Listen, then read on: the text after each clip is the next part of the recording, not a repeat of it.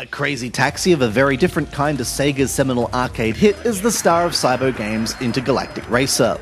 Your job as driver is to carry your fares to their destination, whether they're planning on dancing the night away at the space disco or heading to work. The three aliens that line the spiraling tracks need to get there in a hurry. You merely need to carry one to the finish to unlock the next stage, though only through collecting all extraterrestrials on a planet will you be allowed to paint your cab a different colour.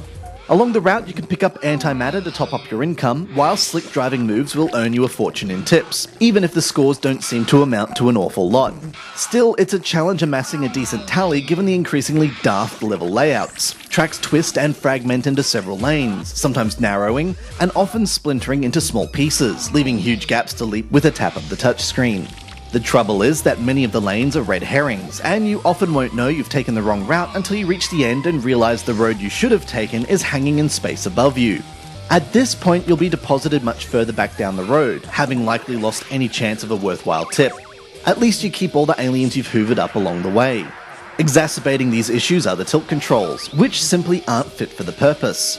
There's a solid enough sense of speed, but often you'll find you're unable to reach the next section of track because turning is so slow. At other times, the track will dip down before a hole, completely obscuring it from view until it's too late, and meaning only those with clairvoyant abilities will be aware of its existence on a first play. This is a shame, as there's a solid core concept here. The presentation, while a little garish, is reasonably polished, and the game engine is impressive. Once you've reached top speed, the whirling track creates a good sense of momentum, particularly when you pass through booster gates, and the pace accelerates to almost uncontrollable levels. Thankfully, those sections of track are usually relatively hazard-free. The soundtrack, meanwhile, is repetitive but bearable, though the sound effects are a little feeble given that you're racing at high velocity through space.